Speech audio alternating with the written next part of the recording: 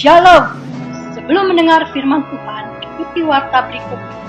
Moto kami, setiap orang yang mau mengikut Yesus, dia harus menyangkal dirinya, memikul salibnya, dan mengikut Yesus. Jadwal ibadah GJKI Sunter tertera di bawah ini. Persembahan perpuluhan, pelayanan, dan misi dapat transfer ke rekening BCA nomor 206602066 atas nama Yusuf Kristrianto. Pelayanan kami meliputi sekolah minggu, remaja, pemuda, kaum pria dan wanita, persekutuan doa, dan lain-lain. Berbagai kegiatan pelayanan kami. Inilah pemimpin-pemimpin GJKI Sunter. Terima kasih, Tuhan memberkati.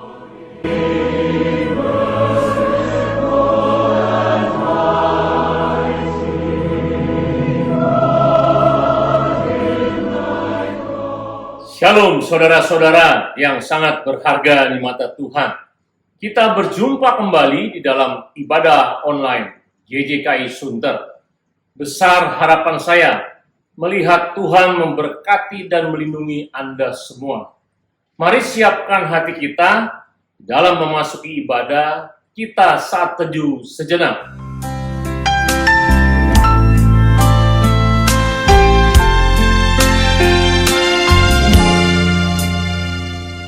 Pertolongan kami datang daripada Allah pencipta langit dan bumi yang memelihara segala isi ciptaannya dari dulu sekarang sampai selama-lamanya.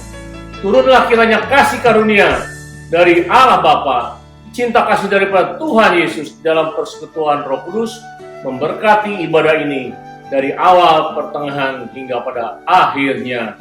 Haleluya, amin.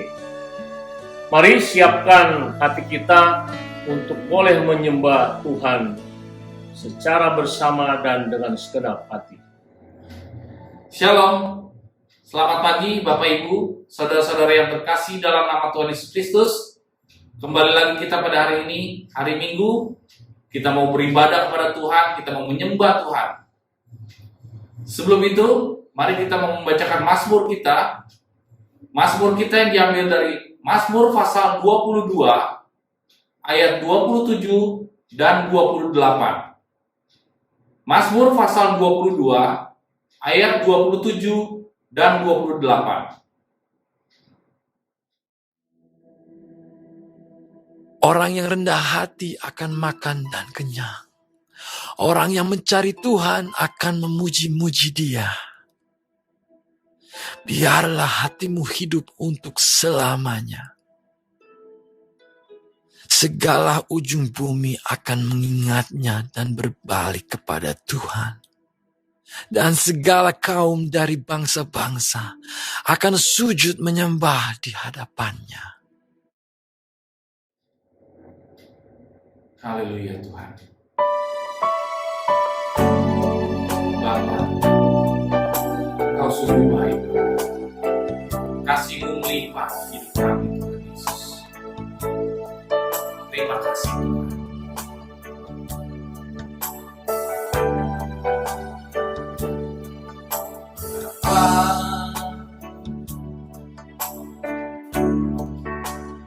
Engkau sungguh baik,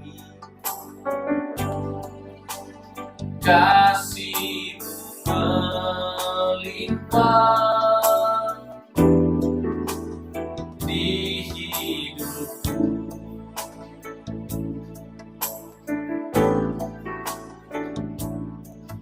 Bapa,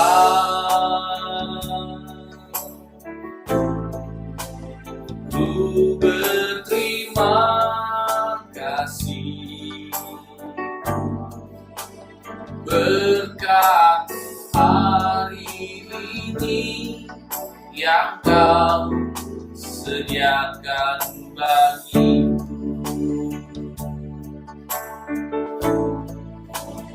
Naikkan syukurku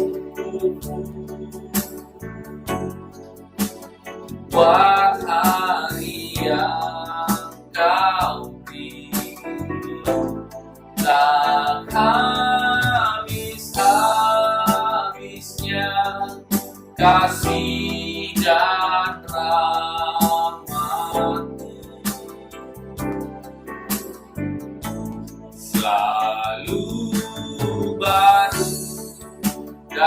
tak pernah terlambat pertolonganmu, besar setiamu di sepanjang hidup.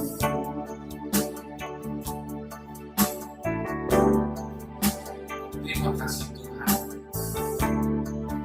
kami tahu Kau sungguh baik buat kami. Bapa,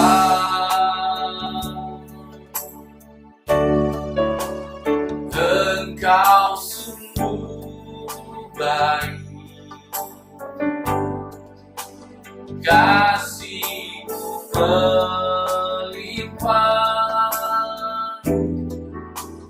di hidupku.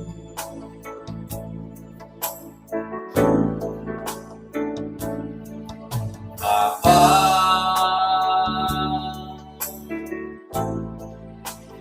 ku berterima kasih berkat-Mu hari ini yang Kau sediakan bagiku. Kami mau menaikkan syukur kami Tuhan, naikkan syukurku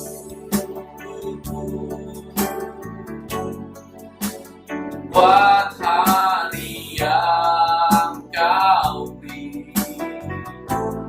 Tak habis-habisnya kasih dan rahmat-Mu, selalu baru dan tak pernah terlambat pertolongan-Mu, besar setiamu di sepanjang hidupku.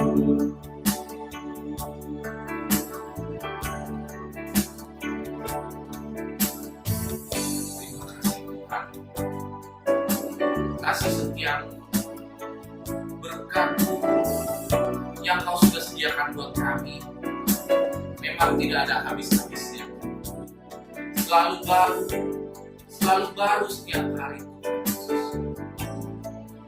Haleluya. Naikkan syukurku buat hari yang Kau beri.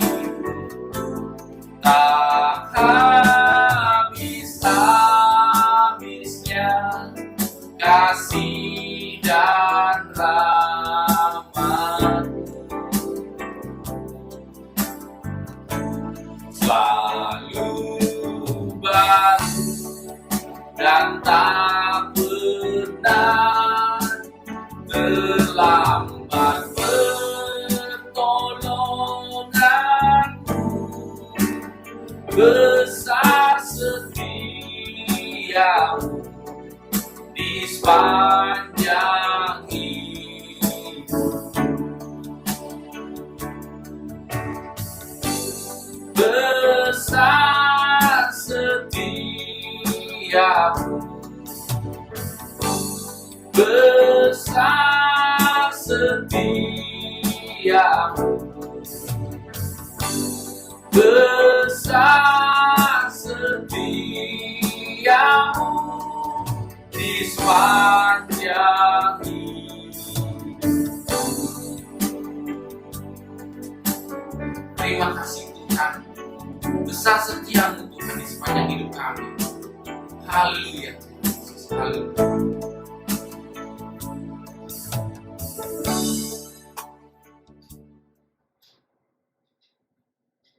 Kita mau bernyanyi bagi Tuhan karena hati kita penuh nyanyian. Kita mau bernyanyi bagi Raja, segala Raja. Haleluya. Hatiku penuh nyanyian, hatiku penuh nyanyian,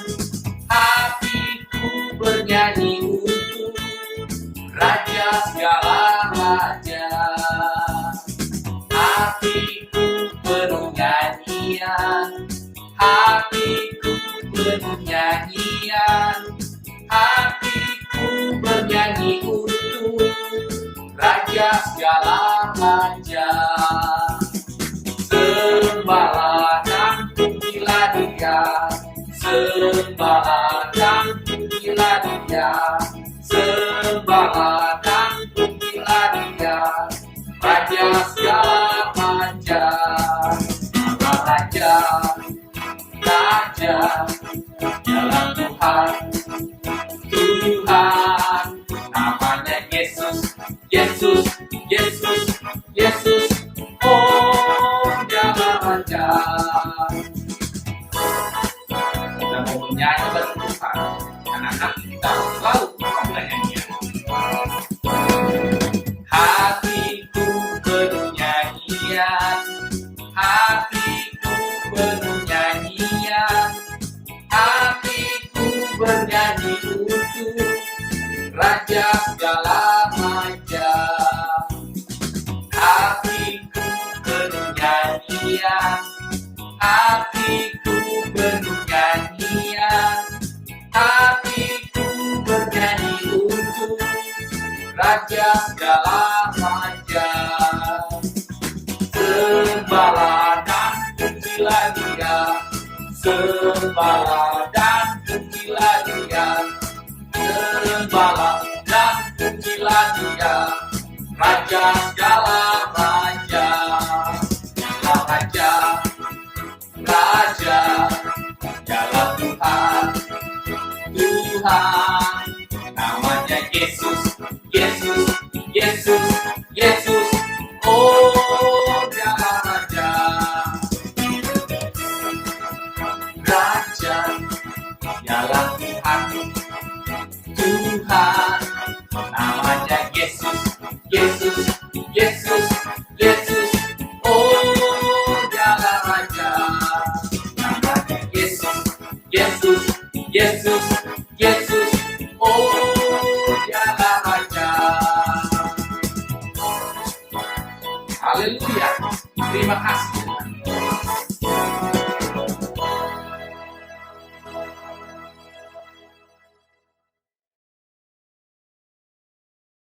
Kita berdoa untuk firman Tuhan. Tuhan, terima kasih untuk pujian penyembahan kami semua. Sebentar kami mau mendengarkan firman-Mu, bersabdalah lewat hamba-Mu Pak Christian Nawang. Di dalam nama Tuhan Yesus, kami berdoa dan mengucap syukur. Haleluya, amin. Ya Bapak Ibu Saudara, kita bersama-sama suka atau tidak suka sedang menghadapi zaman akhir. Bahkan mungkin ini adalah akhir dari akhir zaman itu yang memang kita harus hadapi sama-sama itu. Karena firman Tuhan memang sudah menyampaikan kepada kita semua. Dan pada hari ini saya ingin menyampaikan beberapa hal mengenai tantangan yang kita harus hadapi. Seperti yang firman Tuhan katakan, apa yang harus kita hadapi. Kemudian kita akan mendasarkan pembahasan kita hanya pada dua hal saja yang menjadikan tanda yang sangat khas, sangat khusus, yang dua tanda ini menyebabkan Yesus datang kembali yang kedua kalinya, yaitu pemulihan segala sesuatu, dan ketika pemberitaan Injil sudah sampai kepada sudah tuntas ya, sampai kepada setiap kaum, suku, dan bahasa. Dan kemudian kita akan mengambil kesimpulan dalam penerapan. Mari kita lihat yang pertama tentang tantangan.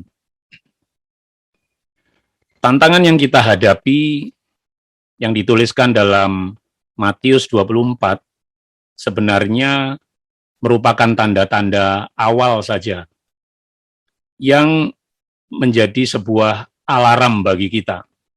Kalau kita lihat tanda-tanda awal itu, misalnya ada perang, ada kelaparan, ada bencana alam, gempa bumi, lalu kemurtatan terjadi, ada orang-orang percaya yang dengan terang-terangan dan begitu bangga menyatakan dia sudah tidak lagi percaya Tuhan Yesus, kemudian kasih menjadi dingin.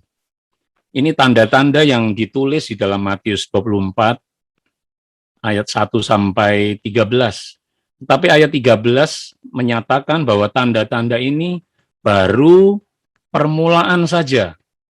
Seringkali kita bingung ya dengan ada perang bangsa melawan bangsa dan kelaparan terjadi di mana-mana. Semua tanda-tanda itu membuat kita gelisah. Jangan-jangan Yesus mau datang gitu. Belum, saudara. Ini baru permulaan saja.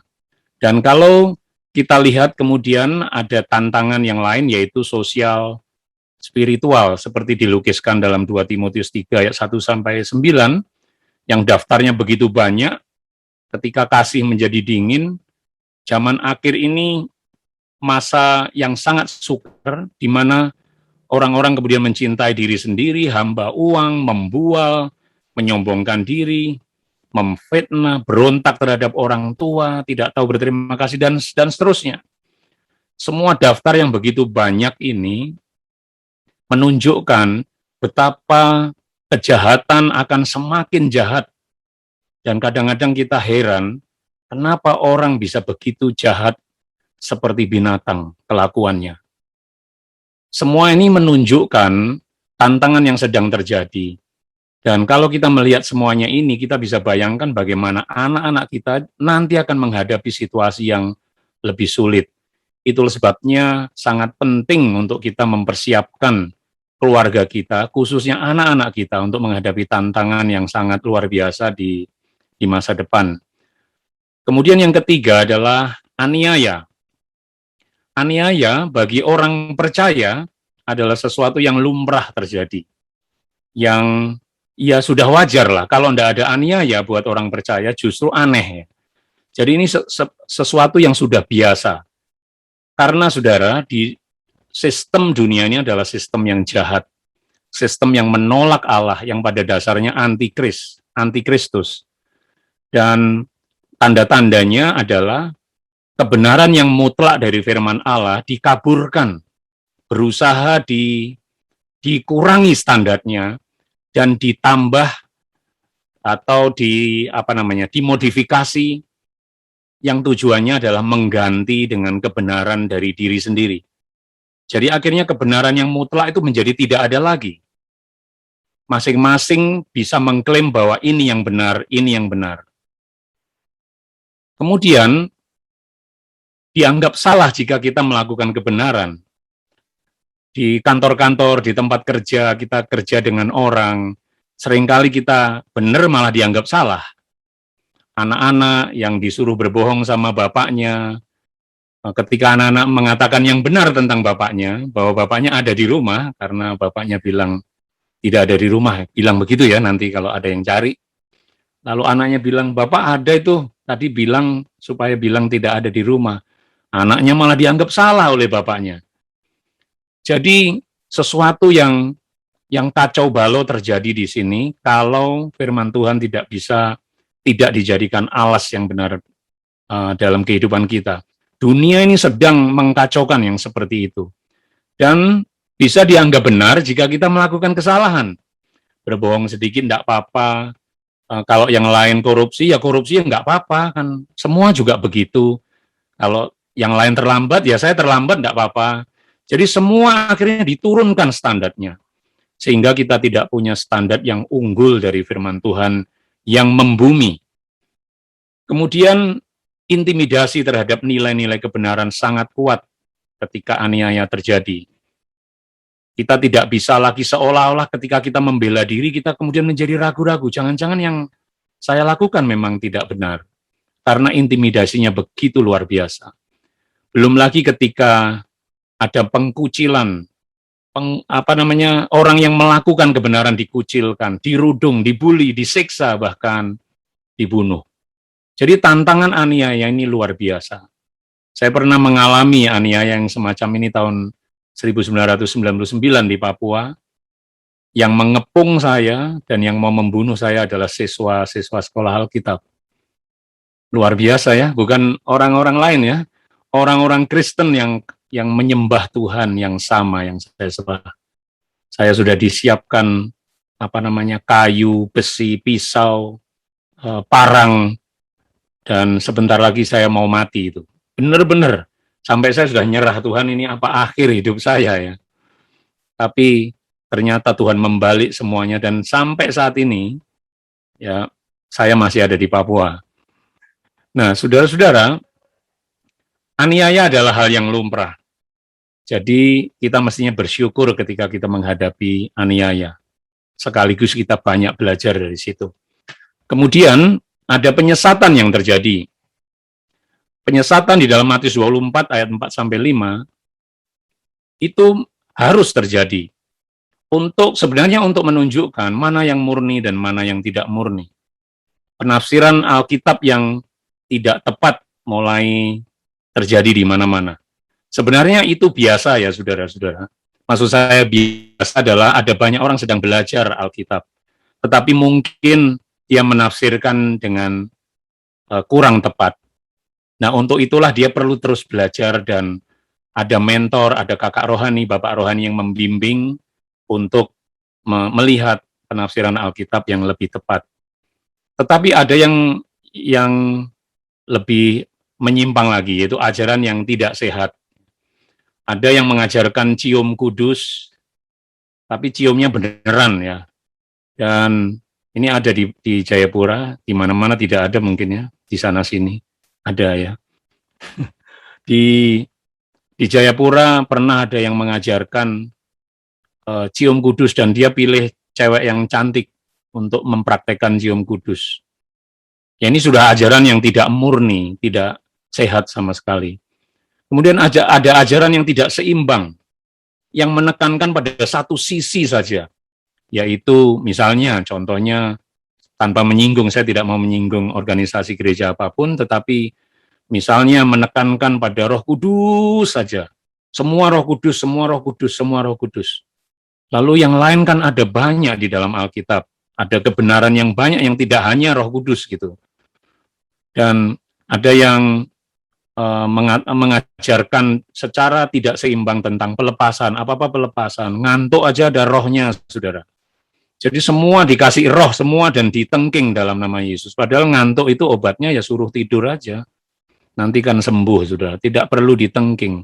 Jadi kadang-kadang ketidakseimbangan ini kemudian akan menyeret ke arah yang sangat tidak seimbang dan akhirnya terlampau jauh dari kebenaran itu. Kemudian ada ajaran yang sesat, ya ini memang benar-benar sesat karena memang sudah menyangkali keberadaan Allah yang Tritunggal, menyangkal Yesus sebagai anak Allah, menyangkal Roh Kudus sebagai pribadi Allah. Dan penyangkalan ini jelas-jelas memang ajaran sesat. Tetapi saudara, sebenarnya ada yang paling membahayakan di dalam gereja Tuhan, yaitu ajaran Yesus yang tidak dilakukan oleh gerejanya. Ada banyak orang yang bergereja, menyembah Tuhan dalam persekutuan orang Kristen, membaca Alkitab, mendengarkan firman Tuhan, memuji Tuhan dengan luar biasa. Tetapi dia tidak pernah mau mentaati ajaran Yesus. Ketika dia difitnah, dia tidak mau mengampuni. Ketika disuruh untuk memberitakan Injil, dia tidak mau pergi dengan berbagai alasan. Apapun yang diajarkan oleh Yesus, dia tidak mau melakukan, dia hanya memilih yang dia bisa lakukan. Saudara, ini yang paling berbahaya sebetulnya, karena kelihatannya rohani, tetapi sebetulnya Tuhan mungkin nantinya tidak akan mengenal, karena ada banyak orang yang berteriak Tuhan, Tuhan. Tetapi ketika tidak melakukan kehendak Bapa, maka Yesus tidak akan mengenali kita.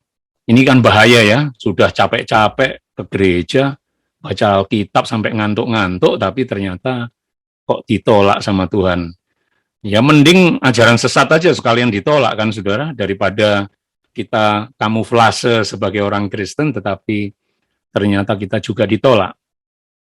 Nah saudara, sekarang saya mau masuk kepada tanda yang utama yang menjadi pokok pembicaraan saya hari ini. Tantangan tanda utama, ada dua tanda yang benar-benar akan menentukan Yesus akan datang. Yang pertama adalah Kisah Para Rasul 3:21. Kristus itu harus tinggal di surga sampai. Jadi dia akan datang lagi sampai waktunya tiba. Kapan?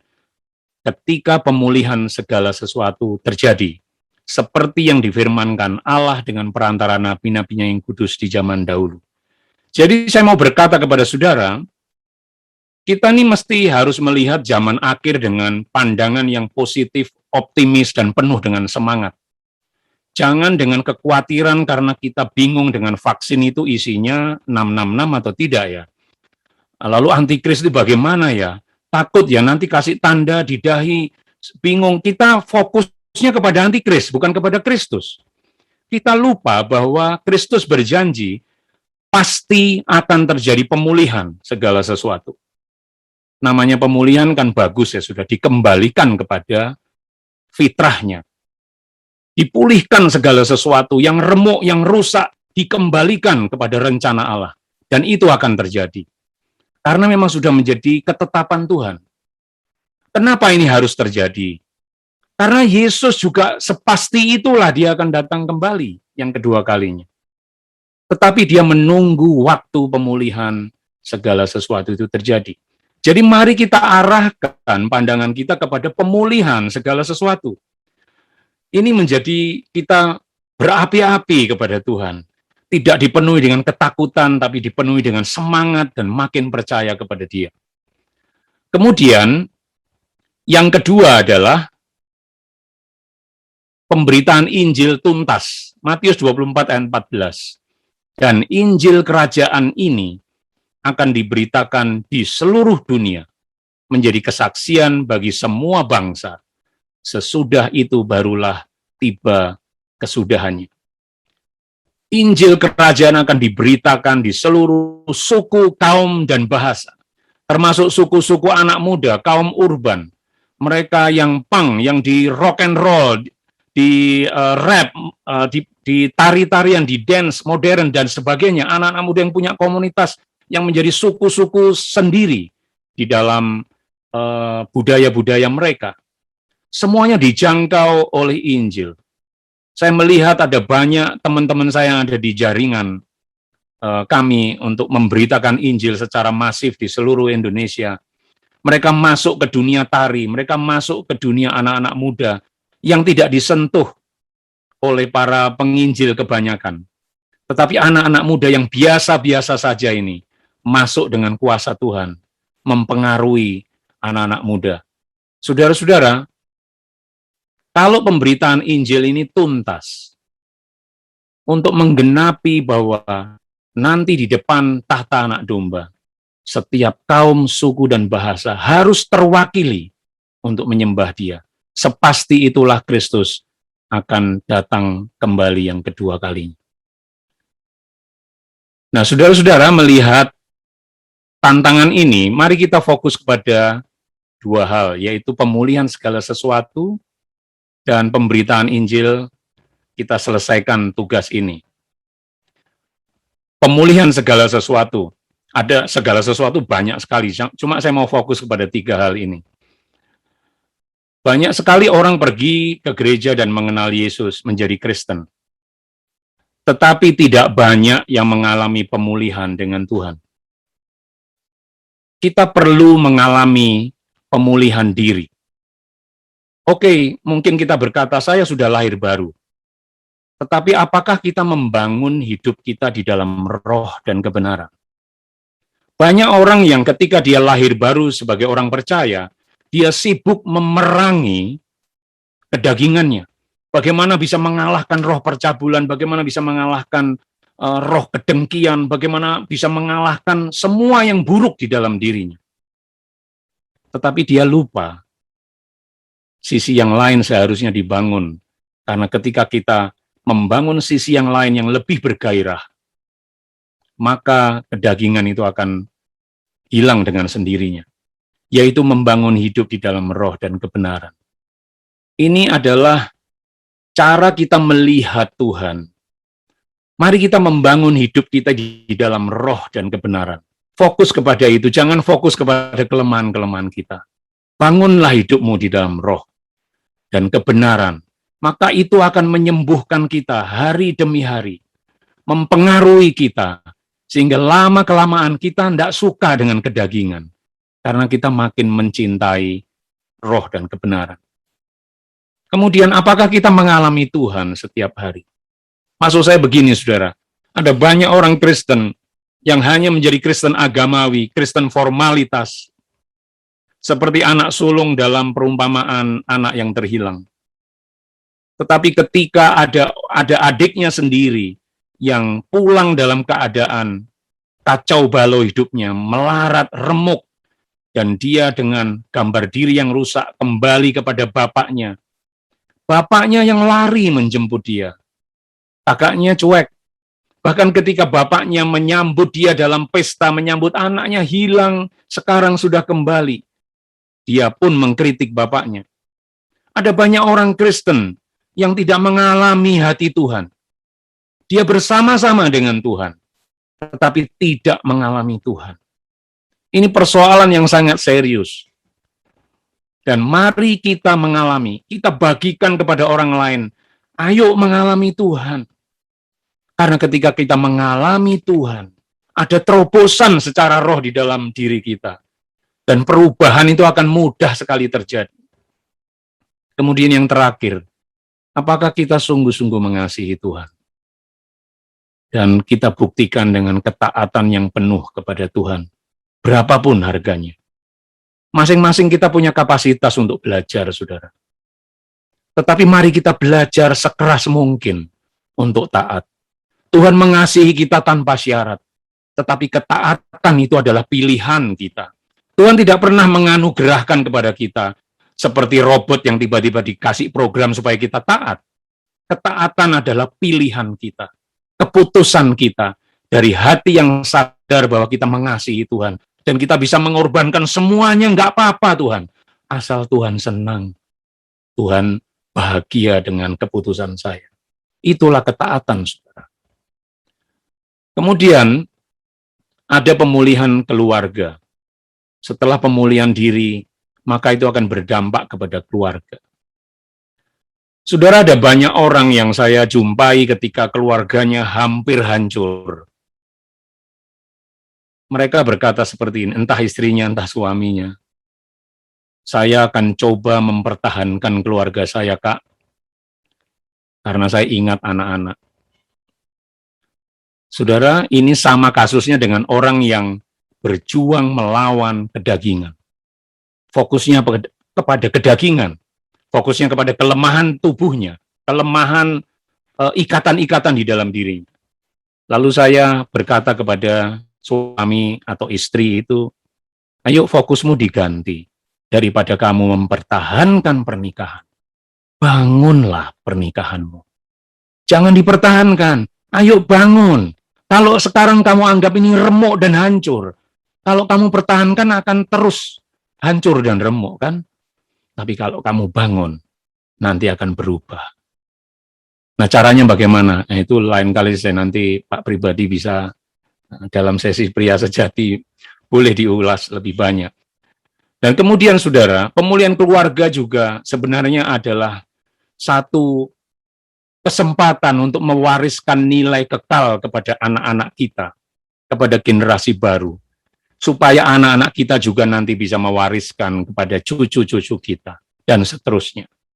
Saudara, ada ayat-ayat yang paling membuat saya jenuh, saudara, yaitu kitab Tawarikh, yang isinya adalah ini menurunkan ini menurunkan ini, dan itu bisa terjadi dituliskan berpasal-pasal. Kadang-kadang saya mau lewati saja, untuk apa sih ini ditulis gitu ya. Tetapi saya pernah mencoba beberapa kali. Satu kali berhasil saya selesaikan. Yang kedua saya baca lagi, saya selesaikan. Kok sama saja ya rasanya, kayak baca keturunan-keturunan silsilah saja. Tapi lama-lama saya sadar ketika saya membaca beberapa kali. Ternyata Tuhan mau berkata seperti ini. Kebenaran yang diajarkan kepada anak-anak kita akan membawa dampak yang kekal bagi bangsa-bangsa. Saudara, Yesus dilahirkan dari siapa? Dari keturunan mana dan bagaimana? Itu terjadi, semuanya ada ceritanya yang menarik di situ. Sampai garis Yesus diturunkan melalui keturunan Yusuf. Nah, saudara-saudara, semuanya itu menceritakan dampaknya luar biasa ketika kita mewariskan nilai kekal. Tetapi kalau tidak terjadi pemulihan di dalam keluarga kita, apa yang kita wariskan kepada anak-anak kita? Mereka melihat contoh-contoh gagal yang tidak ada penyelesaian, dan mereka akan duplikasi dalam keluarga mereka, dan itu diteruskan lagi kepada anak-anaknya. Itu sebabnya kejahatan akan makin jahat. Mari kita tolak semuanya itu. Kita bangkit dalam keluarga kita, menurunkan semua ego kita, demi melihat masa depan yang lebih baik di dalam anak-anak kita. Kemudian, pemulihan segala sesuatu melalui komunitas. Dalam pekerjaan kita, lakukan extra miles, yaitu memberikan yang terbaik dalam bekerja atau berbisnis. Kalau saya ngomong kejujuran, lakukanlah lebih daripada sekedar jujur. Kalau bicara mengenai ketulusan, lakukan yang lebih baik daripada sekedar ketulusan. Tuhan mengatakan, kalau ada orang yang meminta bajumu, berikan juga jubahmu. Kalau ada orang yang meminta kamu berjalan 1 mil, berjalanlah 2 mil. Saudara, kalau ada yang meminta kita mengerjakan yang ini sudah cukup baik dalam porsi ini, lakukanlah yang lebih baik lagi dari dalam dirimu. Itu adalah kunci kita dipulihkan. Itu tanda-tandanya kita dipulihkan. Meskipun bayarannya sama dengan orang lain, tidak peduli karena kita bukan bekerja untuk upah. Kita bekerja untuk Tuhan. Itu sebabnya kita lakukan extra mile seperti kata Tuhan ini. Kemudian di dalam gereja, mari kita tingkatkan kasih yang nyata. Bukan kasih yang hanya omong saja, tapi kasih yang peduli. Ketika ada orang di sebelah kita mengeluh, nanti saya pulang jalan kaki ya, dan saudara bawa mobil, ada 2 kursi yang kosong, bisa mengangkut dia. Kenapa saudara tidak mengantar orang itu? Sederhana, saudara, memang merepotkan. Kasih itu selalu merepotkan. Tetapi itulah hidup. Kita harus berani direpotkan. Karena kita juga sebetulnya merepotkan orang lain, saudara. Kasih ini harus nyata bentuknya. Ada wujudnya, bukan hanya ngomong dan digerak-gerakkan, saudara. Tapi nyata. Mari kita kembali pada esensi gereja, eklesia itu. Bukan organisasinya, bukan gedungnya, tapi persekutuannya itu. Keluarga yang nyata di tengah-tengah persekutuan kita. Ada struktur yang lentur yang dibangun, yang bisa, pandemi mau datang, nah, ayo, gereja masih hidup ya. Mau ada apapun yang terjadi, gereja masih hidup. Sebab ada struktur yang lentur yang tidak kaku. Karena kaku mudah remuk, sudah. Tapi lentur mau apa saja, dia bisa mengikuti tanpa kehilangan esensi. Dan mari kita membawa gereja kepada dunia yang terhilang. Karena dunia yang terhilang tidak sanggup datang ke gereja. Bawalah gereja kepada dunia yang terhilang. Nah, saudara-saudara, kita sekarang melihat yang ketiga, selesaikan tugas. Berkaitan dengan gereja, membawa gereja kepada dunia yang terhilang. Amanat agung sudah jelas. Pergi, jadikan murid, baptislah, ajar untuk taat. Dan amanat agung ini hanya diberikan kepada murid-murid, tidak kepada semua orang. Yesus memberikan amanat agung ini tidak kepada ribuan orang. Hanya kepada kira-kira 500 orang yang melihat dia naik ke atas awan. Hanya spesifik 500 orang. Jadi tidak semua orang, kalau saudara berkata, amanat agung itu bukan untuk saya, benar, bukan untuk saudara. Tetapi ada yang berkata, amanat agung ini untuk saya. Benar, amanat agung itu untuk saudara. Karena amanat agung itu untuk orang-orang yang mau taat. Orang-orang yang tidak mau taat tidak akan lakukan ini, saudara. Karena ini susah. Saudara harus keluar dari daerah nyaman, saudara. Karena saudara harus pergi. Dan saudara harus menjadikan murid orang-orang yang belum percaya itu dijadikan murid. Mereka melihat teladan saudara. Bagaimana mungkin saya memuridkan orang-orang yang tidak percaya? Dan setelah itu baru mereka dibaptis. Dan kemudian mereka diajar untuk melakukan hal yang sama yang Yesus ajarkan kepada kita. Begitu seterusnya amanat agung itu terjadi. Saudara-saudara, saya banyak mengajar orang yang baru 2 bulan percaya Yesus, dari agama seberang, dia percaya Isa Al-Masih, dia dibaptis, dan kemudian saya suruh dia melakukan hal yang sama seperti saya lakukan kepada dia. Lalu segera dia bilang, Kak Nawang, ada 1 orang yang mau dibaptis. Dia loh saudara, baru 2 bulan bertobat. Dia sudah membawa 1 jiwa. Lalu saya bilang, kamu yang baptis, saya yang mentor. Saya yang keluarkan surat baptis. Nah, saudara-saudara, begitu ini semua terjadi di mana-mana. Mungkin saudara tidak pernah mendengar berita ini, tapi ini terjadi di mana-mana, underground. Mereka tidak ada di dalam gereja, di dalam gedung-gedung gereja. Mereka tidak tercatat sebagai anggota jemaat, tapi mereka berjemaat di rumah-rumah dan melakukan sesuatu yang luar biasa di tengah-tengah masyarakat. Nah, bagaimana dengan kita? Apakah kita hanya aman dan nyaman di dalam 4 tembok gedung gereja, atau kita mau keluar? Saya mau berikan 1 tips, saudara. Ada banyak orang yang berkata, bagaimana caranya bertumbuh secara rohani? Sebetulnya mudah, saudara. Melakukan amanat agung akan mempercepat pertumbuhan rohani seseorang. Seperti orang tua yang melepas anaknya membangun keluarga baru. Ketika ada seorang anak yang sudah beranjak dewasa dan dia mau menikah, saudara melepaskan anak saudara untuk menikah, saudara akan melihat dalam waktu yang sangat singkat, pikirannya menjadi sangat dewasa.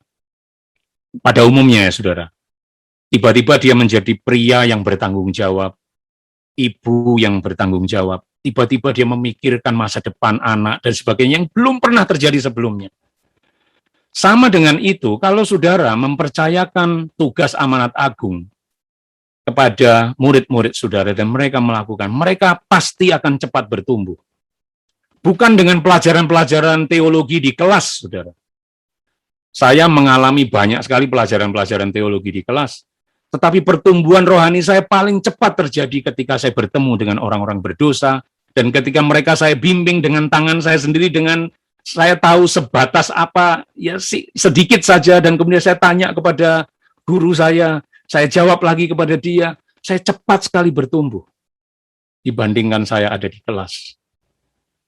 Jadi saudara, mari kita selesaikan tugas, karena ini sangat besar sekali dampaknya untuk pertumbuhan rohani masing-masing jemaat, tetapi juga untuk pertumbuhan gereja Tuhan. Jadi mari kita lihat di sini, saya sudah hampir selesai. Yang terakhir adalah penerapan. Saya menyimpulkan saja, mari kita mengalami Tuhan setiap hari. Jangan hanya membaca Alkitab, alami firman Tuhan. Itu nyata menjadi kelakuan dan tindakan kita setiap hari. Mari kita membangun keluarga damai sejahtera. Kita lihat anak-anak kita adalah aset untuk menyelamatkan dunia yang terhilang dan untuk menghadapi situasi yang makin sulit. Mereka harus punya warisan kekal itu yang kita taburkan supaya mereka kuat menghadapi ini. Dan yang terakhir, saudara-saudara, mari kita menjadi gereja Tuhan yang misioner, yang bergerak keluar, bukan ke dalam terus. Ada banyak gereja yang berkata kepada saya, kan kita harus Yerusalem dulu, Pak. Ya, saudara, jadilah saksi Yesus dari Yerusalem, Yudea, Samaria, sampai ke ujung bumi. Itu bukan urutan, saudara. Tetapi terjadi secara simultan, pada saat yang sama. Bukan Yerusalem dulu kelar semua, baru Yudea dulu kelar semua, baru Samaria. Kalau itu yang terjadi, saudara, kapan sampai ke ujung bumi? Enggak kelar-kelar. Ada banyak orang yang terlalu fokus banyak di dalam belum beres, Pak. Saya mau katakan, saudara, semakin saudara banyak di dalam, semakin saudara banyak melibatkan orang di dalam, semakin ribut di dalam, semakin banyak persoalan di dalam, dan tidak selesai-selesai. Lalu kapan keluarnya? Ketika saya mendirikan GJKI pertama tanggal 22 November tahun 2015 di Jayapura, Kami masih baru di GJKI. Khotbah saya perdana untuk membuka itu adalah, saudara-saudara, gereja ini segera akan berkembang, setiap jemaat akan dikaderkan menjadi pemimpin-pemimpin baru untuk membuka jemaat-jemaat yang baru. Itu khotbah saya yang pertama, perdana, ketika gereja baru didirikan. Saya mau setiap orang punya semangat untuk menangkap hati Tuhan, karena disitulah letak pertumbuhan yang sesungguhnya. Saudara-saudara, ini yang saya mau bagikan kepada saudara, kiranya memberkati saudara semua, dan terima kasih. Kasih Tuhan untuk firman-Mu yang dibawakan oleh Pak Christian Nawang, mengingatkan kami akan mengambil sikap di dalam menghadapi akhir zaman. Tolong kami semua, karena kami tidak mampu. Hanya Roh Kuduslah yang memampukan kami. Berkati hamba-Mu Pak Christian Nawang dan keluarga dan pelayannya. Di dalam nama Tuhan Yesus kami berdoa dan mengucap syukur. Haleluya. Amin. Terima kasih untuk Bapak Pendeta Christian Nawang yang sudah menyampaikan kebenaran firman Tuhan. Saya percaya ada berkat Tuhan yang Anda dapat di dalam membangun sikap menghadapi zaman akhir. Mari saudara, saya undang bangkit berdiri, kita akan mengucapkan pengakuan iman rasuli. Sebagaimana gereja di segala abad dan tempat mengucapkan pengakuan iman rasuli yang berbunyi, Aku percaya pada Allah, Bapa yang Maha Kuasa, Khalik langit dan bumi, dan kepada Yesus Kristus anaknya yang tunggal Tuhan kita, yang dikandung daripada Roh Kudus, lahir dari anak darah Maria, yang menderita sengsara di bawah pemerintahan Pontius Pilatus, disalibkan, mati dan dikuburkan, turun ke dalam kerajaan maut. Pada hari yang ketiga, bangkit pula dari antara orang mati, naik ke sorga, duduk di sebelah kanan Allah, Bapa yang Maha Kuasa, dan dari sana ia akan datang untuk menghakimi orang yang hidup dan yang mati. Aku percaya kepada Roh Kudus, gereja yang kudus dan am, persekutuan orang kudus, pengampunan dosa, kebangkitan orang mati, dan hidup yang kekal. Amin. Sambil tetap berdiri, mari arahkan hati kita untuk menerima berkat Tuhan. Ingat, bangun keluargamu dengan baik, supaya hidupmu mempunyai gambar diri yang baik menjelang akhir Tuhan. Dan beritakanlah Injil dimanapun engkau berada, supaya Tuhan menghargai setiap pemberitaan Injilmu dan diteguhkan oleh tanda-tanda mujizat. Maka dari itu, terimalah doa berkat, tadakanlah tanganmu, dan terimalah berkat. Kiranya damai sejahtera dari Allah Bapa, cinta kasih daripada Tuhan Yesus, di dalam persekutuan Roh Kudus, memberkati saudara-saudara sekalian, dari sekarang sampai Tuhan Yesus datang kedua kali menjemput kita di awan-awan, bahkan sampai selama-lamanya.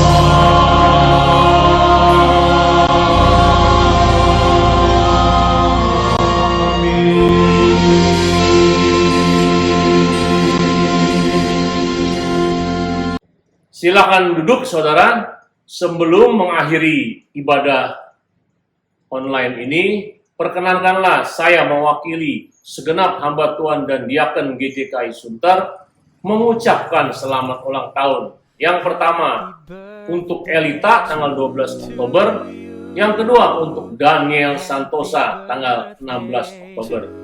Mari kita berdoa untuk sahabat-sahabat kita yang berulang tahun.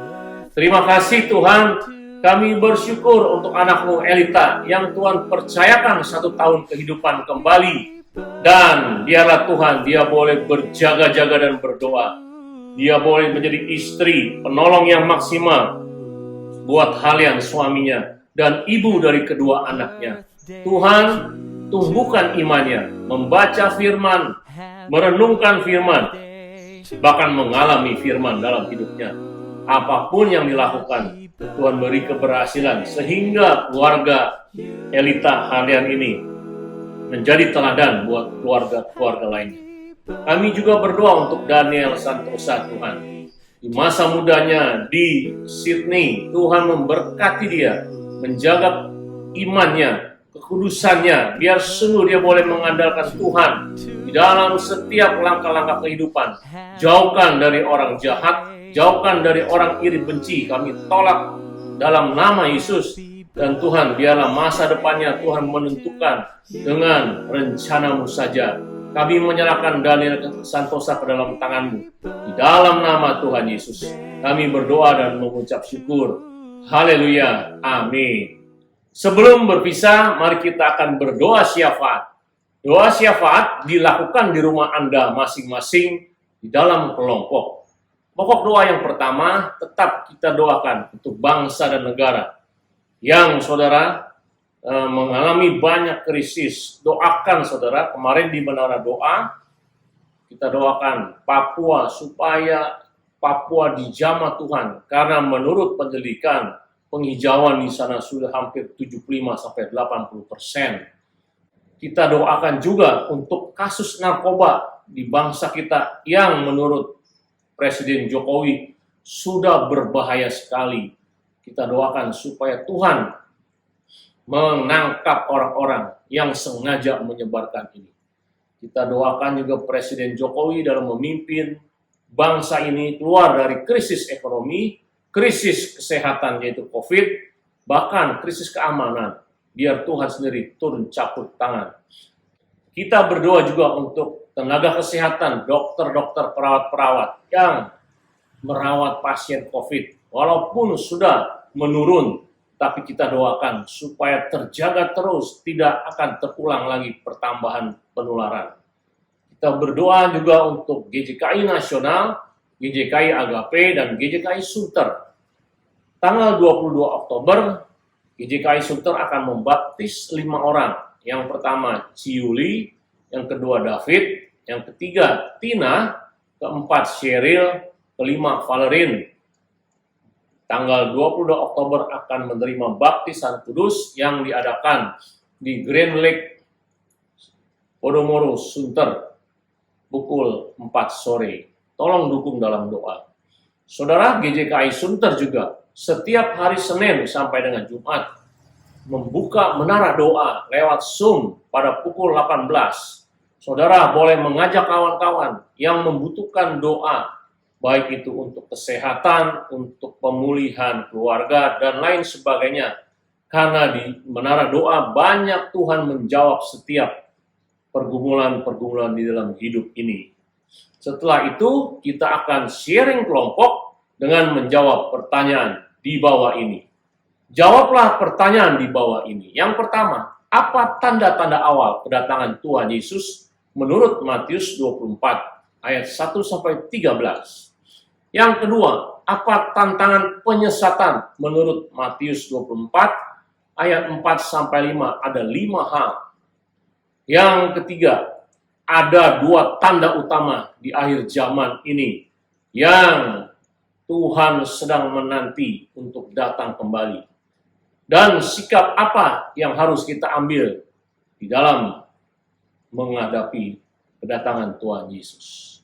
Terima kasih saudara yang sudah mengikuti ibadah online GJKI Sunter dengan sabar. Saya percaya Tuhan selalu menolong Anda.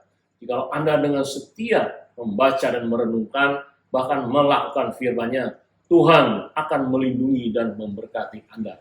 Sampai berjumpa di minggu depan di dalam acara yang sama, yaitu ibadah online GJKI Sunter. Tuhan memberkati. Shalom.